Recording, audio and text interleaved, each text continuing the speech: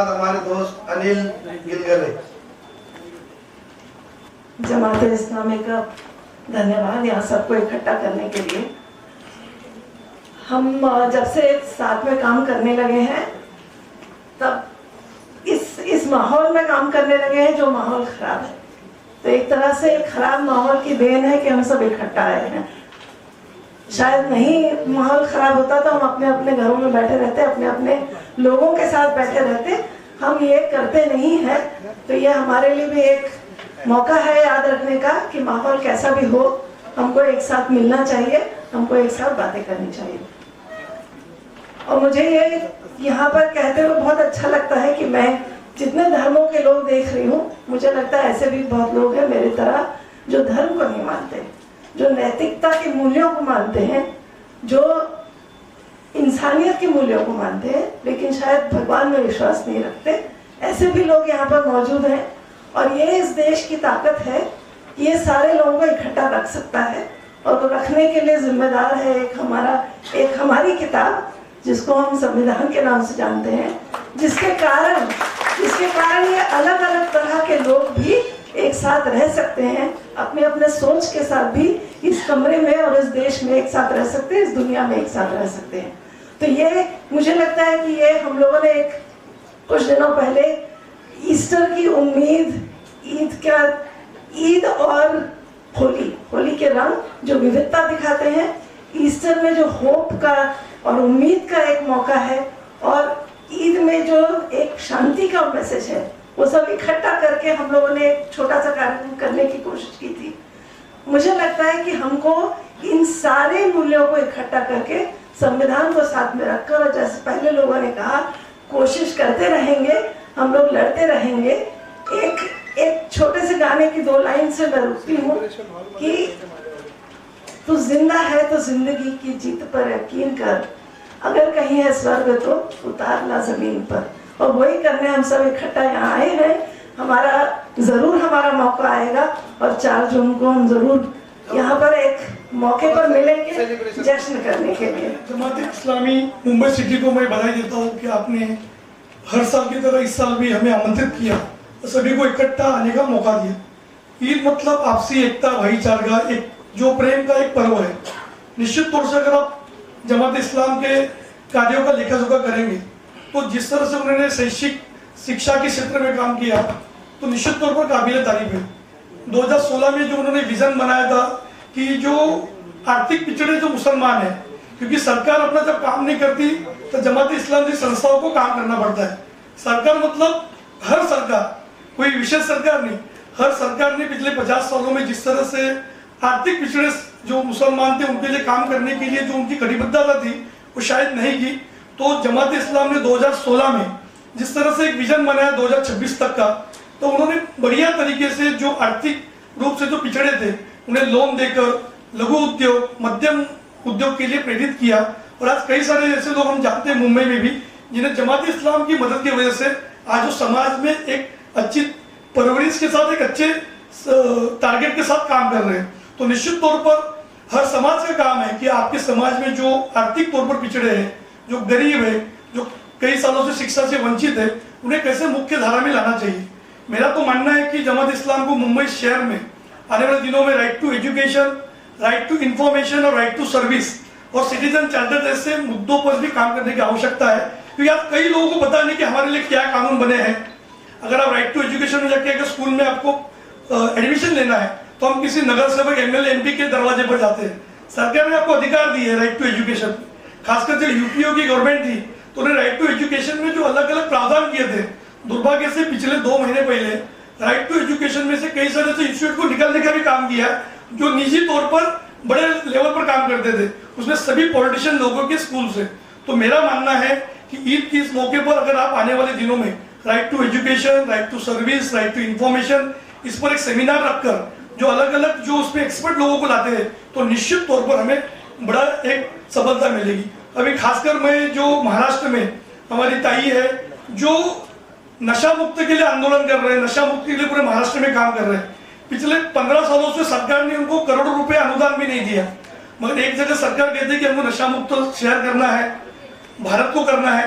और जहाँ पर अनुदान की बात आती है, जब जो ग्राउंड रियालिटी में जो लोग काम करते हैं उन्हें अनुदान देने के लिए भी सरकार हिचकी जाती है। तो अभी कई जगह पर सिर्फ शिक्षा नहीं, नशा मुक्त भारत, नशा मुक्त मुंबई करने के लिए भी हमें अभियान चलने की आवश्यकता है।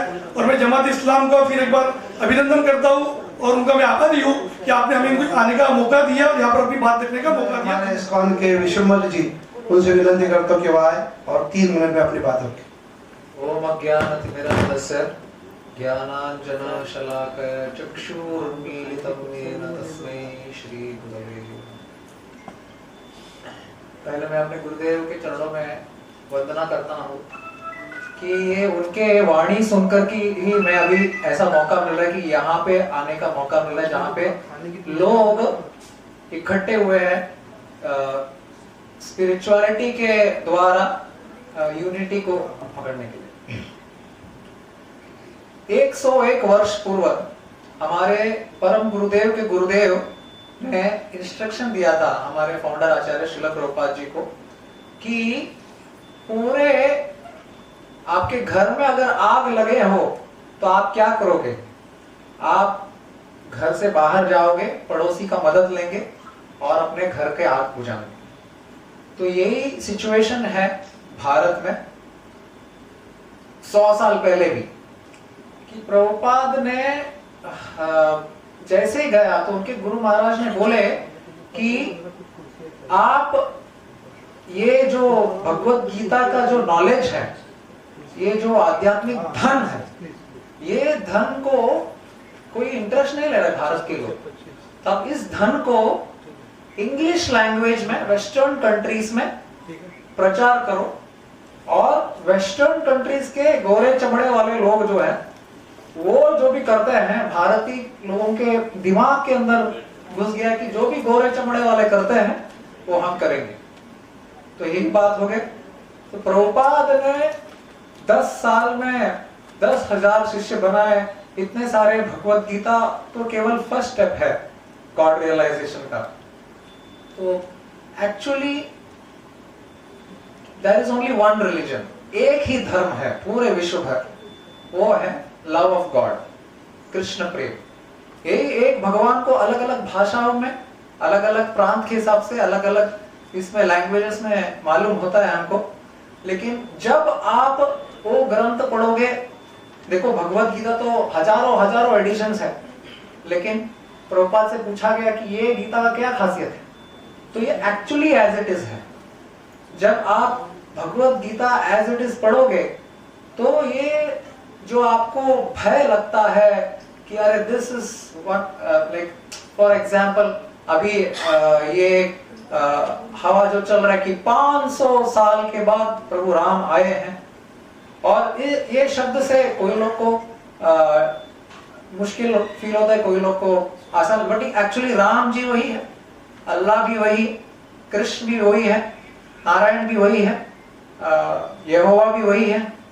जब आप ये समझोगे तब, लेकिन ये समझने के लिए जो एटीट्यूड चाहिए, जो भावना चाहिए, इसलिए हमारे इस्कॉन का जो फुल फॉर्म है international society for Krishna consciousness, यानी कृष्ण भावनामृत, है ना। तो भावना के लिए है। तो ये भावना अगर होंगे तब जाकर के हमको समझ में आएंगे कि कैसे actually there is only one religion, love of God. Hare Krishna. Varsha Vidya Vilas हे हमारे नाम चालू था, त्यांना तिकीट मिलना होता। ये हमारी बहन नशा मुक्ति पे कई सालों से काम कर रही है, स्कूलों में, लोगों में, अलग अलग स्लम एरिया में जाके। बहुत अच्छा इनका काम है, बड़ी टीम है इनकी। हमारे दोस्त अमूल मडामे भी है, ये सब मिलके, और हम भी उनके साथ मिलके काम करते हैं। अस्सलाम वालेकुम, नमस्ते, नमस्कार, जय हिंद। आप सभी को पता है कि भारतीय संविधान का जो प्रास्ताविक है उसका पहला शब्द क्या है? पहला शब्द क्या है बताइए? हम भारत के लोग, मुझे लगता है जमात-ए इस्लामी हिंद ने यहाँ पर सारे हम भारत के लोगों को इकट्ठा किया है। सब अलग अलग रंग के, अलग अलग विचार के, अलग अलग सोच के लोग साथियों में बैठे हैं। जैसे बहुत साल पुराना मेरे साथी अमोल जी भी यहाँ बैठे और बहुत सारे साथी हैं, सबके नाम लेते रहेंगे तो शायद मेरा 2 मिनट खत्म हो जाएगा, क्योंकि सब कहीं ना कहीं एक मुद्दा लेकर, अपने मुद्दे को एक प्रगति के तौर पर लेकर जाने वाले सारे साथी यहाँ पर बैठे हुए हैं। जमात इस्लामी इनके साथ बहुत पुराना रिश्ता है साथियों। हर उस लड़ाई में हम मैदान में साथ में उतरे, सीए एनआरसी का मुद्दा हो, शिक्षा का मुद्दा हो, आरोग्य का मुद्दा हो, राशन का मुद्दा हो, और सबसे बड़ा मुद्दा जो है नशे का। मैं हमेशा कहती थी सब कुछ तो हो रहा है इस तरक्की की दुनिया में, पर क्या बात है आदमी इंसान ही नहीं बन रहा है। मुझे लगता है आज की ये जो ईद मिलन का कार्यक्रम है, फिर से एक बार इंसानों को याद दिला लगे कि तू तो है बेहतर, पर इससे बेहतर इंसान कैसा बने। और मुझे लगता है वो बेहतर बनाने की कोशिश इस पूरे ईद मिलन के कार्यक्रम से हो रही है साथियों। और दूसरी बात यह है कि 75 साल हुए इस आजादी को, फिर भी हम मालिक नहीं बने हैं।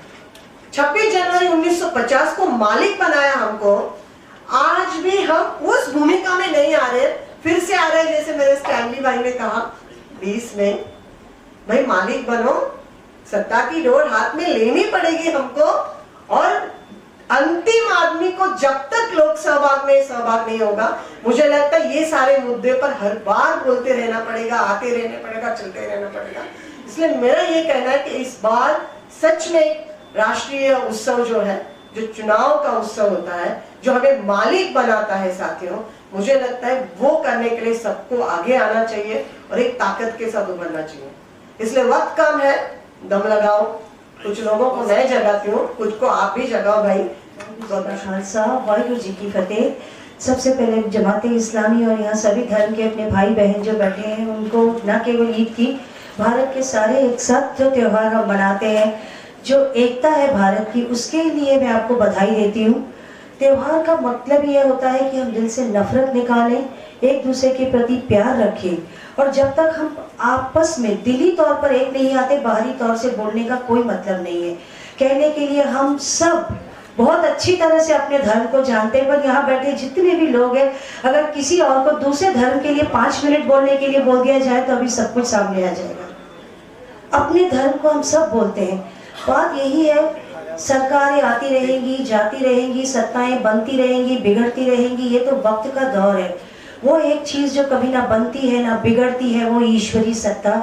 ईश्वरी सत्ता से निर्मित वो इंसान जिसकी जिंदगी बहुत मायने रखती है, हर एक जीव जिसकी जिंदगी मायने रखती है। और आज हम दुनिया में देख रहे हैं कि फैली हुई नफरत ने जो खून खराबा फैलाया है, आज जगह जगह, चाहे यूक्रेन का युद्ध हो, चाहे हमास इजराइल का युद्ध हो, या चाहे भारत के अंदर हमारे भाई कैदों में बेगुनाह कैद हो, किसी भी बेगुनाह का जब खून बहता है तो ये कभी भी अच्छा किसी भी मुल्क के लिए नहीं हो सकता है।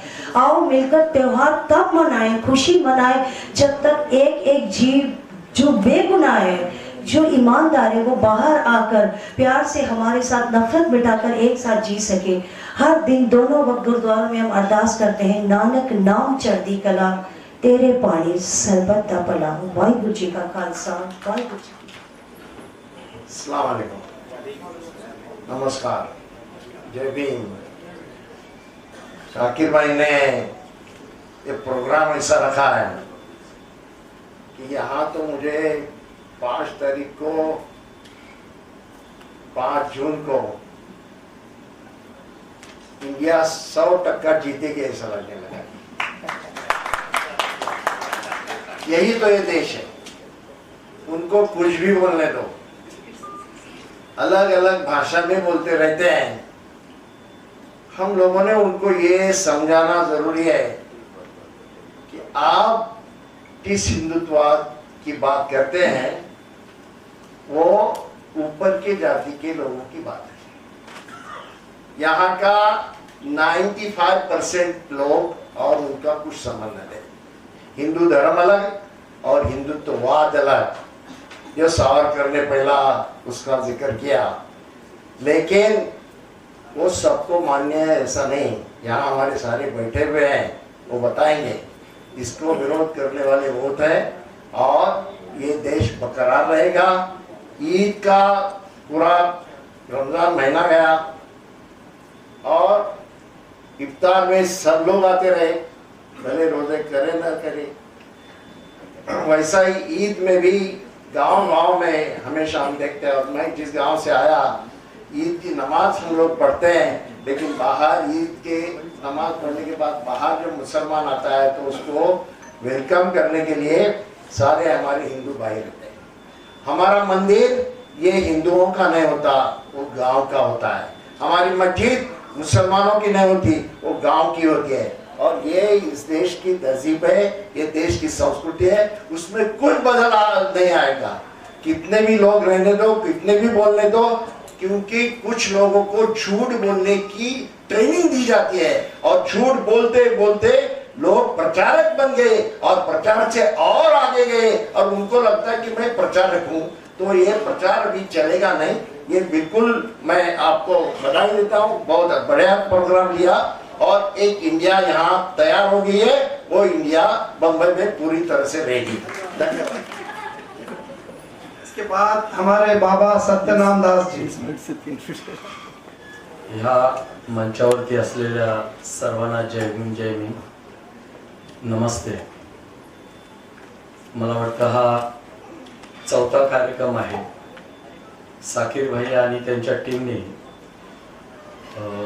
जो प्रयत्न केला की बाबासाहेब आंबेडकरांना अपेक्षित असलेली जी व्यवस्था आहे, सर्वधर्मीय, सर्व समाज, भाषा, राज्य ह्याच्या पलीकडे जाऊन सर्वांनी एकत्र यायचं।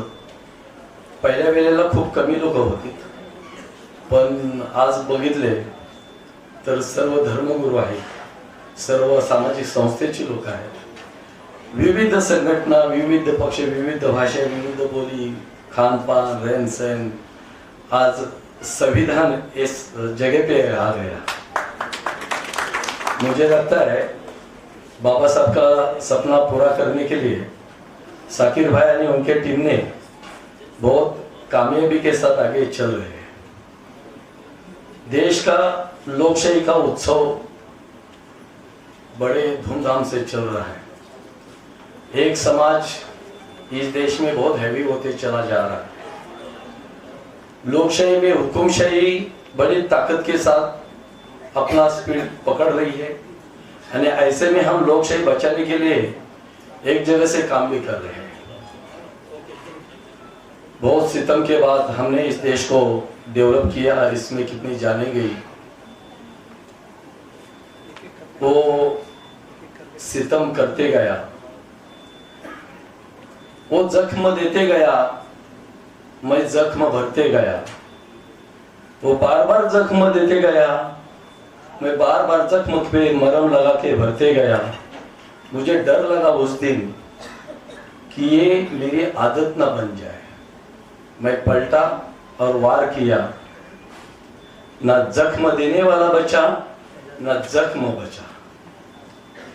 आपका जो अमन का प्रोग्राम है, ईद के शुभेच्छा के अवसर पर आप अमन चाहते हैं इस देश में, लेकिन अमन की मंजिल अगर खड़ी करनी है तो क्रांति के पत्थर को दीवारें बनाना पड़ेगा, और वो दीवारें अगर हम खड़ी नहीं करेंगे तो अमन हमारे लिए बहुत अभी दूर रहेगा। तो मुझे गुजारिश है इस मंच पे कि देश में एक लोकशाही को मानने वाला है, और इस देश में हुकुमशाही लाने वाला है।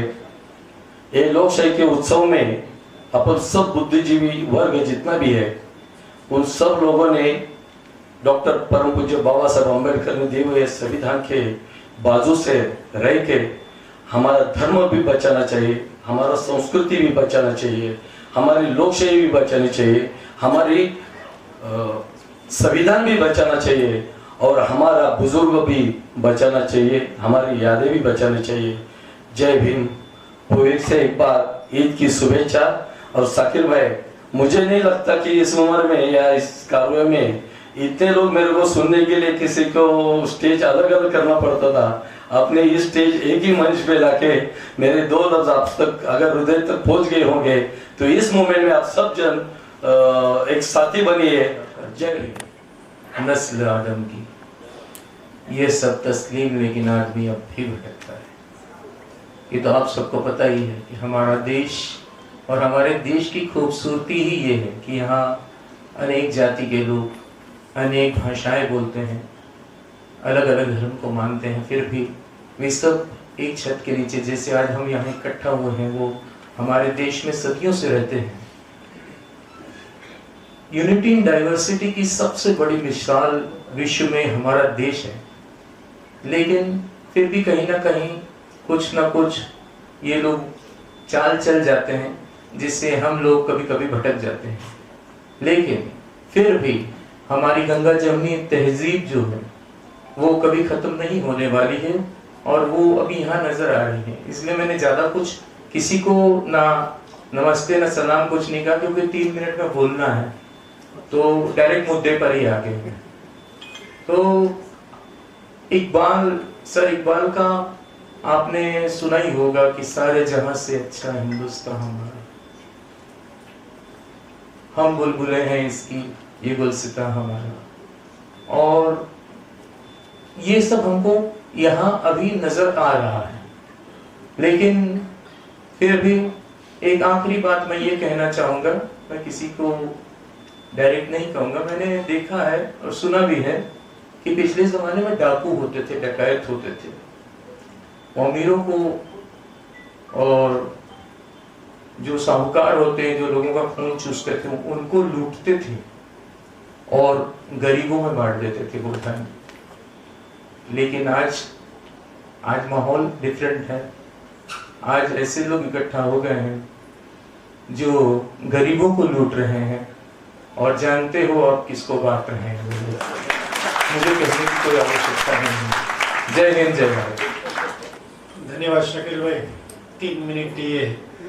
मैं सिर्फ एक चीज मांग रहा हूं आपसे यहाँ पे, क्या मुझे आप आंखें बंद करके 3 बार 3 गहरी सांसें दे सकते हैं क्या? Please close your eyes. 3 सांसें दीर्घ श्वसन की।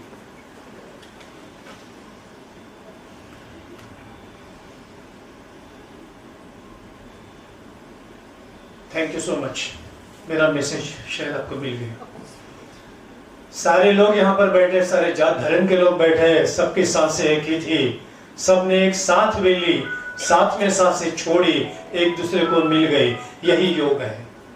युज धातु, बस ये युज धातु से योग शब्द आ गया है, इसीलिए हम सब साथ में है। न कहीं इस सांस ने बोला मैं हिंदू हूँ, मैं बुद्ध हूँ, मैं क्रिश्चियन हूँ, मैं सब इस्लाम, कोई बोलता नहीं है, लेकिन बीच में दरार आ जाती है और यहाँ योग अयोग्य हो जाता है। मेरी बहुत बहुत शुभकामनाएं। ये मैं इस जगह पे दूसरी बार आया हूँ। बाहर के ग्राउंड के ऊपर काफी सालों से आया हूँ, बहुत क्रिकेट खेल चुका हूँ मैं, लेकिन यहाँ शाकिर भाई ने सबको बुलाया। बहुत अच्छा लगता है यहाँ पे कि सारे जात धर्म के लोग अपना समय निकाल के आते हैं। बस यही यूनिटी रहे। और कुछ ही दिन में मैं कोशिश करने जा रहा हूँ, कश्मीर में मैं जा रहा हूँ, और ऐसा ही अगर कुछ कार्यक्रम हम वहां पे करें तो मुझे बड़ी खुशी होगी। धन्यवाद। अस्सलाम वालेकुम, आदाब, जय हिंद। जमीन वालों से कह के तुलू होता है हर रोज सूरज, जमीन वालों से कहकर हर रोज तुलू होता है सूरज। उजाला बांट देने से उजाला कम नहीं होता, उजाला बांट देने से उजाला कम नहीं होता। जमात इस्लामी की जानिब से ईद मिलन का प्रोग्राम है और ईद की खुशी ऐसी खुशी है कि हम कोई हुक्म दिया गया है ईद के दिन कि गरीबों का ख्याल करो, ज़रूरतमंदों की ज़रूरत पूरी करो। और हिंदुस्तान में हर मज़हब अपने तौर पर अपने धर्म को मानते हुए जिसको वो फॉलो करता है, अपनी ईद, अपनी खुशी, अपना त्यौहार मनाने का हक रखता है। और मुझको कभी ये फिक्र नहीं होनी चाहिए कि बुद्धिस्ट के वहाँ, हिंदू भाई के वहाँ, सिख के वहाँ किसके मज़हब में किस तरीके से मनाया जाता है, त्यौहार किया जाता है और फॉलो किया जाता है। उसी तरीके से कुछ लोगों को ये भी फिक्र नहीं होनी चाहिए कि मुसलमानों को अपना मजहब किस तरह मनाना चाहिए। हमारी फिक्र ना हमको किसी की फिक्र करनी है तो मुल्क की फिक्र करें। सारी फिक्र लग गई है, चाय की दुकान अभी तक चली क्यों नहीं? तो जिनको इसी की फिक्र लगी है वो उस फिक्र में लगे हैं। हमें फिक्र करनी है तो अपने मुल्क की फिक्र करनी है, क्योंकि ये मुल्क हर दौर में सुपर पावर और हर दौर में किसी का मोहताज नहीं रहा, और इस मुल्क को आजाद कराने में हर हिंदुस्तानी का खून लहू शामिल है। और फर्क इतना हो गया, जिनका कुछ नहीं शामिल है वो वफादारी के सर्टिफिकेट बांट रहे हैं। उनको वफादारी की सर्टिफिकेट हमसे लेने की जरूरत है, हमको किसी से लेने की जरूरत नहीं है, क्योंकि चाहे वो 39,000 उलमा हो, चाहे बाबा साहब अम्बेडकर हो, चाहे हमारे ओबीसी हो, एसटी हो, तमाम लोगों ने अपनी कुर्बानी दी है, तो ये हिंदुस्तान आजाद हुआ है, ये हिंदुस्तान हमारा है, हम यहीं के हैं, यहीं रहेंगे। जो बाहर से आए थे 500-700 साल पहले वो बाहर जाने वाले। उनको कम समय देना था, उनको ज्यादा समय दिया है, और जिसको समय देना चाहिए उनको 2 मिनट की पाबंदी लगा दिया है। दोस्तों, धर्म और मजहब से परे हटकर एक बात मैं कहना चाहता हूँ। मेरी उम्र के जो लोग यहाँ बैठे हैं, उन्होंने देखा होगा उनके घरों में आज से बहुत साल पहले दर्जी बैठा करते थे कपड़े सीने के लिए। तो दर्जी जब घर में कपड़े सीने के लिए बैठते थे तो बड़ी सारी कैंची होती थी, वो कैंची से कपड़े को काट के पांव के पास रख देता था, और जो सुई होती थी उस सुई को अपनी टोपी में या अपनी जेब में खोस लिया करता था। मैं छोटा था तो मैं ये रोज देखता था हमारे घरों में। तो मैंने एक दिन मेरे पिताजी से पूछा कि बाबूजी, ये इतनी बड़ी कैंची पाँव में और ये सुई जो चुभती है ये अपने सर में लगा लेता है।